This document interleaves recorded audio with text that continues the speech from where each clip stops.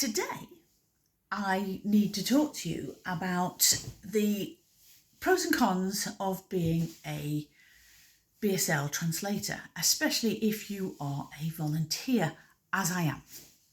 So, on the one hand, you have the joy and the excitement and the wonderful feeling of being involved in the theatre. And if you've always loved the theatre like I have, it's a blessing to be invited to come and be a part of a show, especially if you really end up loving that show. I always fall in love with the shows that I'm doing.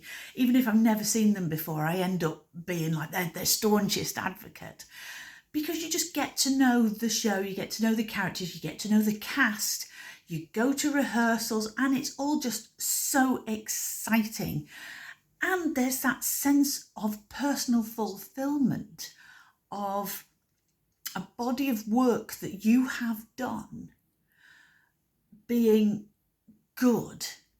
I mean, you're never going to be satisfied with what you do, but if you feel like it was good, that's great. And then also the main reason why you do this is because you get to facilitate the deaf audience being able to enjoy a show that they can afford to go to, that's in their local area, and that it is accessible to them.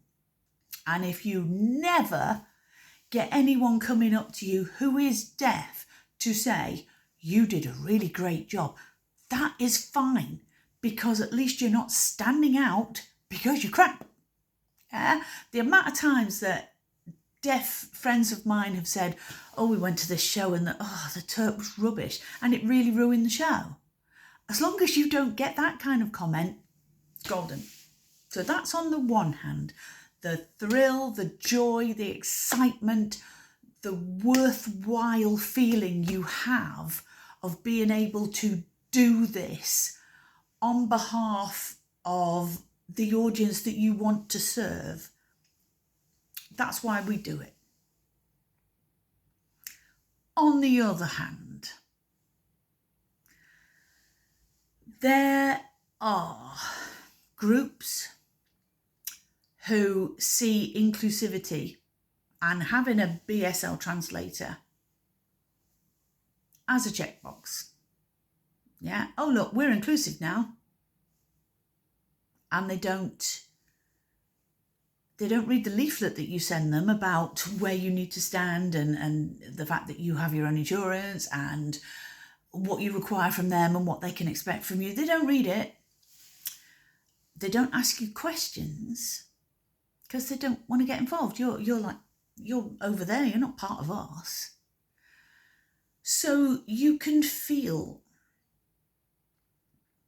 I was going to say sideline, but of course you are, because you're your own independent unit. You're not part of the cast, you're not part of the theatre staff, you are you. But groups that begrudgingly have you on board to check that inclusivity box without wanting to know anything about what it's like to put on a show that's a relaxed show or for a deaf audience, that's a downside. Because what you find is that your physical health and safety can be compromised because they just doesn't occur to them where you need to stand, and the fact that they shouldn't put a pyrotechnic there or scenery that moves and takes your face off. It just doesn't occur to them because they haven't stopped to think. And they haven't stopped to think because they don't have to, because it's the first time they've ever had a translator in and they haven't really read your leaflet and they don't really want to hear from you. And there's the mental part of it as well, in that they often assume that you have looked at the script once and you're just going to interpret it live. And when you say to them, well, no, actually, I've learned the entire script and I've translated it so that I'm on the beat with the song so that we've got the right rhythm and what have you. They hadn't thought of that before. And then the worst case scenario is that not only have they compromised your physical health and safety, and then belittled what you do or dismissed your concerns about where they're standing you and the fact that there's smoke here and nobody can see what you're doing. They then sometimes criticise you for doing your job. So yeah, there are ups and downs, and the ups mostly outweigh the downs. You get the odd group that you just think, oh, I'm never going to work with them again. But sometimes you get halfway through an instruction and you just think, I can't do it. Or more likely, I'm not prepared to do this. And that, my friends, is the situation that I have found myself in this week. I was dismissed, belittled. I had the deaf audience dismissed and belittled. And on top of that, I was not listened to when I aired my concerns about where I would be standing in relation to pyrotechnics, emergency exits. So the upshot of it is that for the first time ever in 7 years of doing this, I have withdrawn from a show. I'm not happy about it because now any deaf audience who've already bought tickets will turn up to see 3 BSL translated shows and there won't be one. And there will be nobody there with the BSL skills to explain to them why. They'll probably put a note in the programme to say it's completely my fault because I'm a big old diva. And I don't mind. Yeah, if that's the way they want to go, that's fine. But I've withdrawn because the health and safety aspect I can compromise on.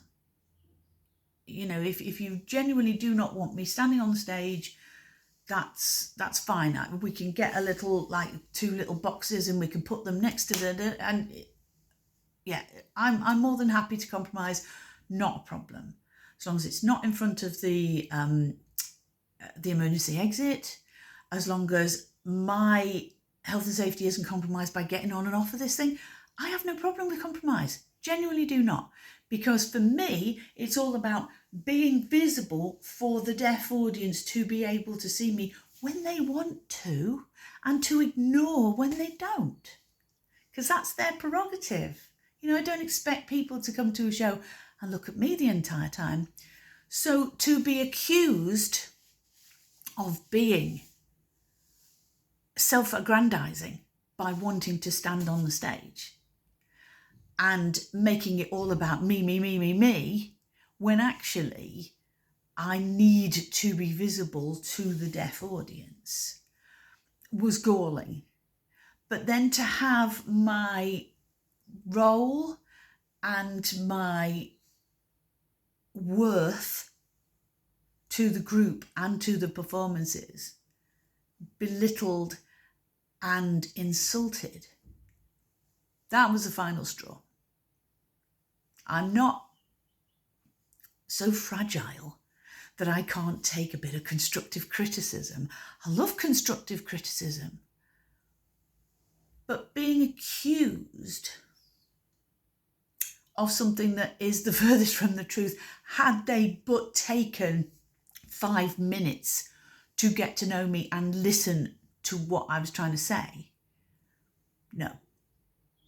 It is not my job to educate you in deaf culture, in deaf history, in where the deaf audience is to sit, where convention states that's not my job. Your job as a group leader or trustee or whatever you are, your job is to read the information that's sent to you. And if you have any questions or concerns, to bring them up during the process. That's why I send it to you right at the beginning, so that if we get halfway through and you suddenly realise, oh Christ, you can't stand there because there's going to be flames or smoke or whatever. Is there anywhere else we can put you? That's fine. Before you've sold out your entire run of tickets. So now any deaf audience can't be moved, because who's going to want to swap seats? So I feel guilty about withdrawing. But you have to set your boundaries. I've said it before and I will say it again 1,000,000 times. You are not there at their wish and whim. You are doing them a favour. You are a volunteer. And yes, it's awful for anybody who is deaf who wanted to go and see the show and now can't. But that is not your responsibility. As a volunteer translator, your responsibility is primarily to look after yourself, your physical health, your mental health. And then once that is dealt with, you will then be safe physically and mentally enough to do your job, to deliver the show to the deaf audience, which is why you got into this in the first place. So, bit of a downer today. Means that I won't be doing pantomime, which I was really looking forward to, actually. Oh no, you were. Oh yes, I was, because I love pantomime, because it's just crazy. Nobody sticks to the script. They had lib, left, right and centre. They walk into it. I love pantomime. And I won't be able to do it this year. And that makes me sad. But I feel I can live with it, because I have taken my own advice and looked after my needs first, not my wants, my needs. And you need to do that too.